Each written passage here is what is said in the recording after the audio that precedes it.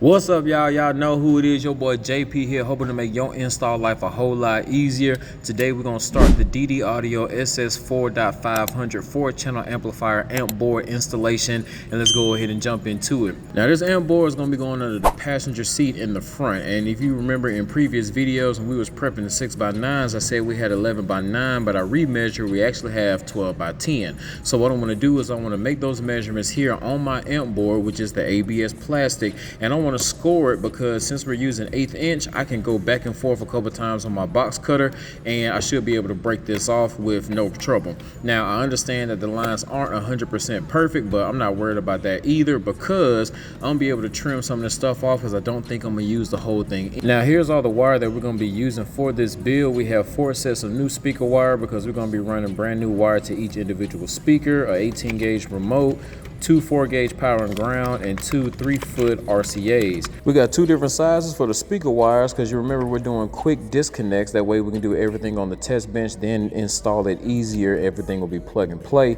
when we get inside the car. So the ones that's on the passenger side is shorter than the ones that's going to the driver's side. The remote is going to be the exact same length as the power and ground. All that's going back there to the back because you remember we already have that stuff pre-planned from the other amp board from the SMD 2K that we did earlier. So the reason that I said I know I'm not going to use this whole thing because for one, this amp has a very small footprint and I want stuff to be a little bit tighter. I don't want to use the whole thing if I don't have to. So now let's go ahead and dress up the power and ground wires. We're going to be doing the power first. Now here's a pro tip. When you guys are using ferrules that have those little color coded covers at the end of it, you want to make sure you strip a little bit of extra wire. Reason being, if you only strip the wire just the size of the actual ferrule part, when you go to stick it in, it's going to get caught by the jacket of the wire and you're going to have half wire in that ferrule. You want that ferrule full of wire, so strip that wire a little bit back, a little bit more, so when you stick it inside your amplifier, you ain't got to worry about just crunching down on the ferrule and then that wire can potentially come out.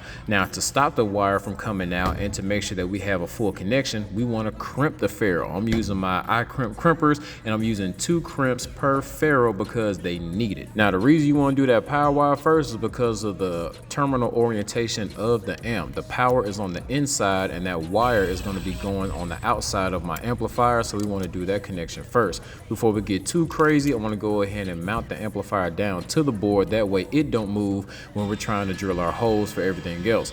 Now this right here is going to be the remote wire. We're just using the primary 18 gauge blue Tech Flex blue heat shrink, and that connects right in the middle between that power and ground. Now coming right out of the amplifier, I need 2 hard 90-degree bends, so I always put my first zip tie right there in the front, right at the edge of the heat shrink, which gives me just enough tension to do my first 90-degree bend, secure that with 2 zip ties, and then do my second 90-degree bend and secure that with 1 zip tie. Now once I get the first 2 bends out the way, everything else is downhill because we're just going in a straight line.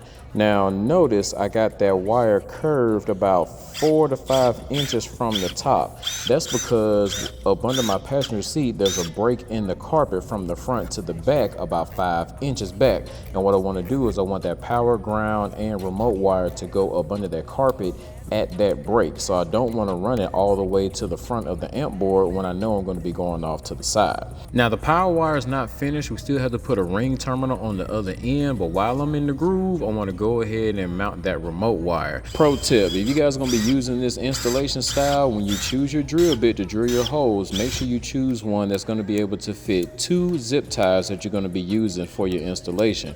That way you can only have to drill the hole twice on the first wire and drill it once to mount all the other wires. That's exactly what we did here. Run your zip tie from the inner wire of that power wire to the outer wire of the remote wire, and you do that for however many wires you got on the board. That way it makes it cleaner and quicker, and you don't have to drill 2 holes for every single individual wire. And now that we're done with the power wire and the remote wire, we're going to do the exact same thing to the ground wire, dressing it up with some ferrules using the black Tech Flex with the black heat shrink with the white print, which is the opposite of the white Tech Flex with the white heat shrink with the black print. After we get done dressing up the ground, we can insert that inside the amplifier and continue the rest of the installation. Now I am pre-drilling these holes, which means I'm not going all the way through, and I definitely want to take my time going by the amplifier. You do not want to scratch up a customer's amplifier, even though this is my personal amp, you still don't want to scratch it up because you're drilling too close to the amp. A lot of people like to use masking tape to kind of protect the amplifier, but I didn't have any masking tape, so I just went real slow. But ain't this looking pretty good so far? It don't matter if y'all like it or not because it's going to my car and I like it. So let's move on. This last little zip tie is to make sure that the power wires is going to the side because I don't want them going forward. That way it'll just be easier going up under the carpet when I run it up under the passenger seat. Now, since we're done with all that, we can go ahead and put our 4-gauge ring terminals on the other end because they're going to be going to the ground distribution block and the fuse distribution block at the rear amplifier board in the back. So the ring terminals that we're using is silver tin copper. I'm using silver tin copper instead of regular copper because my terminals are silver on the distribution blocks, not copper. If they were copper, then I would use the copper lugs because I want everything to match. Like I said, attention to detail. Next, we're going to go to the RCAs. RCAs, I want to keep this one extremely simple. I'm just going to drill a hole and use a snap ring bushing and then run those RCAs under the board going to the radio. Now, I know what you're thinking. If I'm going to drill a hole and run the RCAs from up under the board, why didn't I do it with every other wire that's going to this amplifier? Because drilling a hole and using one of these plastic snap bushings looks way better than just running the RCAs straight off the board with one zip tie on it.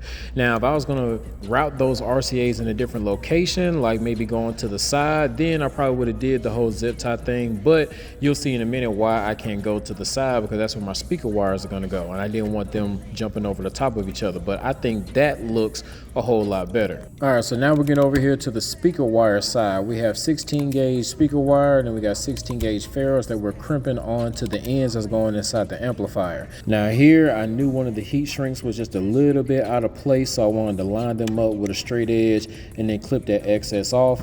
I know y'all may be thinking this is a little tad bit OCD, but I'm going to be putting heat shrink to differentiate the driver's side and passenger side, and I just don't want them being off. So if you have one that's going to be 2 inches and one that's going to be like 2.5 inches, it's going to look, it's not going to look good. So had to straighten that up. Now remember, driver's side is going to get the white heat shrink and passenger side is going to get the black heat shrink, which is important because we have 2 different speaker sizes. So of course, since this amplifier is getting mounted on the passenger side, the wires that's going to the passenger kick panel, since we're using quick disconnects, is only going to be about 40 inches. The one that's going to the driver's side kick panel is going to be about 80 inches. And so doing the stuff right now is like a small little reminder to let me know that the white speaker wires need to go to the driver's side and the black speaker wires need to go to the passenger side so they don't get mixed up. Now the orientation of this amp being mounted up under the passenger seat is going to be gain controls to the front, so these speaker wires is going to go straight off the board all the way to the front. Now before we actually mount them with zip ties all the way at the base of the amp board, I want to leave 2 open because I do want to dress this up. So what we're going to do is add the Tech Flex and the heat shrink to it to just make sure that, hey, these are the black ones that's going to the passenger side, and we're going to do the same thing to the driver's side using the same black Tech Flex, but we're going to use white heat shrink.